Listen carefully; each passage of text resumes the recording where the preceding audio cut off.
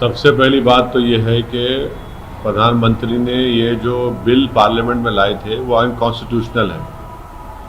दूसरा ये है कि प्रधानमंत्री ये भूल रहे हैं कि उन्हीं के बरसों पुरानी उनके एक साथी शिरोमणि अकाली दल उनका साथ छोड़कर चले गए इसी बिल को की बुनियाद के ऊपर, किसानों के इस मसले के ऊपर। तीसरा ये है कि जेडीयू जिसके साथ बीजेपी इलेक्शन लड़ रही है बिहार में, वो भी इस पर अपनी नाखुशी का इजहार किया।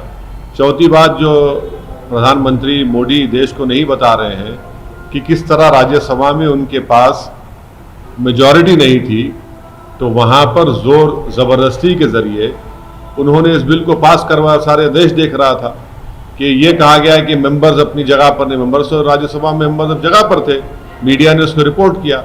तो हर एतबार से प्रधानमंत्री का ये जो कानून उनकी सरकार ने बनाया, इसका किसान को फ़ायदा पहुंचाना मकसद नहीं है, बल्कि जो कॉरपोरेट लोग हैं जिनको प्रधानमंत्री से बड़े करीबी उनके ताल्लुकात हैं, उनको फ़ायदा पहुंचाने के लिए ये बिल को पार्लियामेंट में लाकर, बावजूद इसके कि उनके सरकार के पास मेजॉरिटी नहीं थी राज्यसभा में, उन्होंने उसको पास करवाया। सर, ये आपको क्या लगता है जब इतना बुरा है ये बिल, तो कृषि प्रधान एक तरह से स्टेट है बिहार, जहां आप भी पार्टिसिपेट कर रहे हैं इलेक्शन में, आपको लगता है कि उसका खामियाजा इन लोगों को भुगतना पड़ेगा?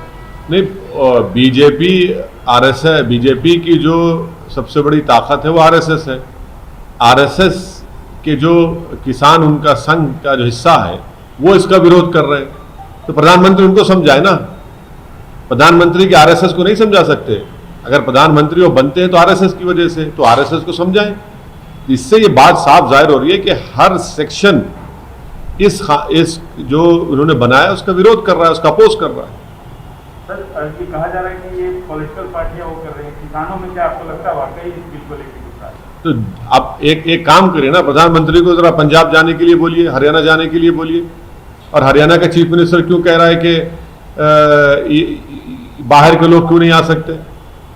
ये तो कॉन्ट्रडिक्शन है, एक के बाद एक गलती कर रहे हैं। प्रधानमंत्री इस तरह का ट्वीट करके अपनी बेबसी और अपनी परेशानी का इजहार कर रहे हैं, अपने फ्रस्ट्रेशन का इजहार कर रहे हैं, बड़ी तरह एक्सपोज हो रहे हैं देश के सामने।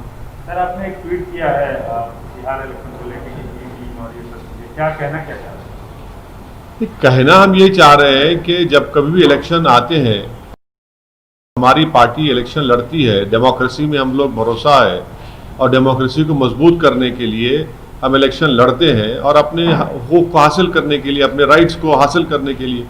तो अचानक ये सेकुलर पार्टीज जो अपने आप को सेकुलर कहती हैं मगर प्रैक्टिकली नहीं है, वो हम पर इल्ज़ाम लगाते आए हैं कि बी टीम है, फलां टीम है। हर डेटा इस बात को प्रूव करता है कि एमआईएम के कंटेस्ट करने से बीजेपी को फ़ायदा नहीं हो रहा है, बल्कि एमआईएम को फ़ायदा हो रहा है। और सेकुलर पार्टीज झूठा इल्ज़ाम लगाती हैं, एम्पिरिकल डेटा है। बिहार में हम लोग एक पार्लियामेंट की सीट पर लड़े और वहां पर बीजेपी नहीं जीती, कांग्रेस जीती, और पूरे सीटों पर, बाकी सीटों पर एनडीए कामयाब हो गई। तो हमको बताइए ये कांग्रेस आरजेडी वाले, तो भाई आप क्यों नहीं हरा सके बीजेपी को वहां पर? हम तो एक ही सीट लड़े। महाराष्ट्र में हम एक सीट लड़े, औरंगाबाद में, वहां पर इम्तियाज जलील ने 22 साल के एमपी शिवसेना के को हरा दिया, और फिर कांग्रेस एनसीपी शिवसेना के साथ गोद में बैठ गई है, पावर शेयर कर रहे हैं। वो क्या सेकुलरिज्म है? आप मंदिर निर्माण के लिए आप ईंट भिजाते हैं, वो सेकुलरिज्म है?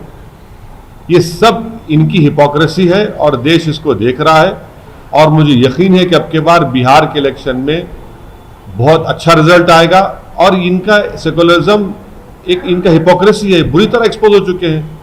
बाई इलेक्शन हम जीतते हैं, वहाँ बीजेपी को हराते हैं किशनगंज की, तो ये इनकी बौखलाहट है और दिक्कत आ रही है।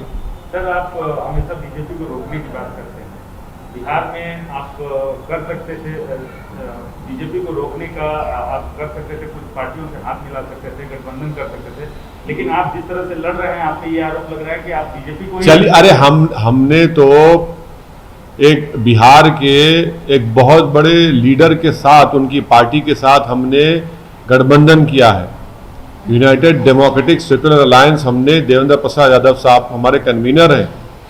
ये वो आदमी है जो कर्पूरी ठाकुर के लिए अपनी सीट छोड़ दिया था, 5 टर्म के एमपी हैं, हम उनके साथ चलिए आज आप हमसे करिए।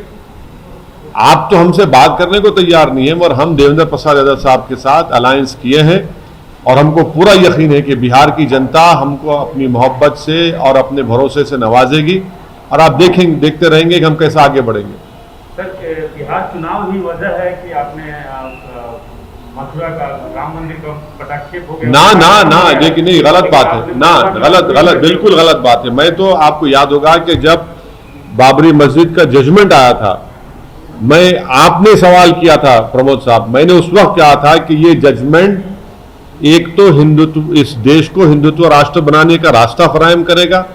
मैंने ये भी कहा था कि इस जजमेंट के बाद बहुत से पुराने इश्यूज खुलेंगे, जिसमें काशी और मथुरा का, और सच साबित हुआ मेरा बात बोलना हो, और वो लोग कोर्ट को गए। जब एग्रीमेंट हो चुका है ईदगाह कमेटी के साथ, बाकायदा पूरा एग्रीमेंट की मैंने कॉपी ट्वीट की, अब क्यों मसला उठा रहे हैं? क्योंकि उनको हिम्मत मिली है इस जजमेंट के बाद कि वो ये समझ रहे हैं कि बिलीफ को कोर्ट ने उसको अपहोल्ड किया, और उनको उम्मीद ये लगी हुई कि दोबारा इस मसले में कोर्ट में जाएंगे तो कोर्ट बिलीफ को अपहोल्ड करेगा और rule of law, rule of evidence को कोर्ट बाजू रख देगा।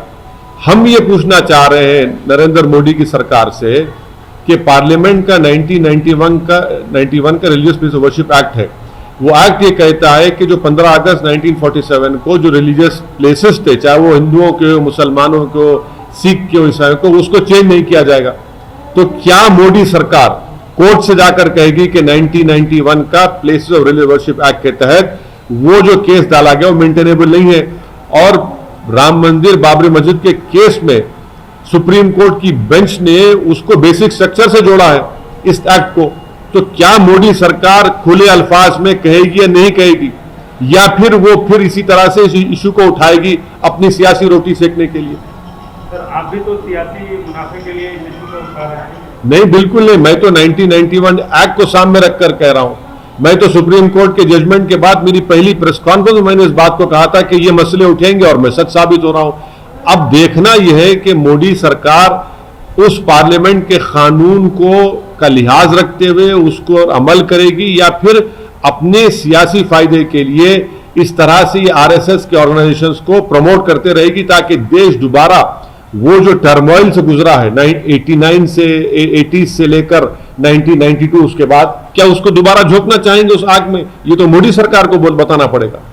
सर, एक और घटना उत्तर प्रदेश में हुई है, लॉ एंड ऑर्डर की सिचुएशन है, एक महिला के साथ गैंगरेप हुआ है। इस देश में जब तक इस देश के मर्द लोग महिलाओं के ताल्लुक से, खवातीन के ताल्लुक से अपनी ज़हनी गंदगी को साफ जब तक नहीं करेंगे, ये जुल्म होता रहेगा। और खास तौर से जुल्म होता है उन महिलाओं का जिनका ताल्लुक दलित तबके से, माइनॉरिटीज से, शेड्यूल्ड ट्राइब, शेड्यूल्ड कास्ट से होता है, और ये बढ़ता जा रहा है, रुकने वाला नहीं है, बढ़ता जा रहा है। और तीसरी बात है कि उत्तर प्रदेश में ठोक दो की सरकार है, रूल ऑफ लॉ के ऊपर अमल नहीं करते।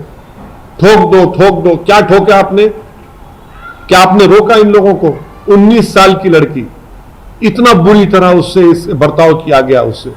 आप बताइए उसका क्या हो रहा है फिर? आप बताइए, उसका रेप हुआ, उस बच्ची के स्पाइनल कॉर्ड तोड़ा गया, जबान को काटा गया। क्या कर रहे हो? तब सर ठोक दो बोलेगी। ठोक दो से नहीं होता है, आपको इन्वेस्टिगेशन सही करना पड़ेगा, आपको रोकना पड़ेगा इन ऑफेंसेस से पहले। आपकी पुलिस को तो आपने छूट दे दिया है कि गोली मार दो। अरे गोली मारने से क्या होता है? इसके लिए बहुत जरूरी है कि कानून का डर ऐसे शैतानों के दिलो दिमाग पर पैदा होना जरूरी है। इनको कानून का डर ही नहीं है, क्योंकि उत्तर प्रदेश की सरकार ने कह दिया कि ठोक दो। ये ठोक दो की पॉलिसी इन वाकयात को नहीं रोक पाएगी जब तक कानून का डर नहीं पैदा होगा। आप बताइए कि मध्य प्रदेश में एक डीजी लेवल का ऑफिसर, उसका वीडियो वायरल होता है, वो अपने घर में अपनी वाइफ को पीटता है। अरेस्ट क्यों नहीं करते उसको? आप कि बोले कंप्लेन करो। कंप्लेन क्यों करेंगे? जब सारी दुनिया ने उसको वीडियो देख लिया तो कंप्लेन की जरूरत है सरकार को। और चीफ मिनिस्टर कहते हैं कि भाई हम उनको ड्यूटी से रिलीव कर दिए। जो पुलिस जिसकी हिफाजत कर रहा है वो अपने घर में अपनी बीवी को पीटता है, क्या कॉन्फिडेंस क्रिएट कर रहे हैं महिलाओं में आप? और उत्तर प्रदेश में तो आपकी ठोक दो की पॉलिसी है। तो ये बहुत जरूरी है कि पुलिस और कानून का डर उस वक्त पैदा होगा जब ये ठोक दो की एनकाउंटर की पॉलिसी खत्म होगी। जब तक आप एनकाउंटर ठोक दो करते रहेंगे, इन लोगों में क्या डर पैदा हो रहा है। शमशाबाद में आपने ठोक दिया, मोइनाबाद में इंसिडेंट हो गया, तो इन पुलिस का और कानून का डर उस वक्त पैदा होगा जब रूल ऑफ लॉ पर इंप्लीमेंटेशन हो।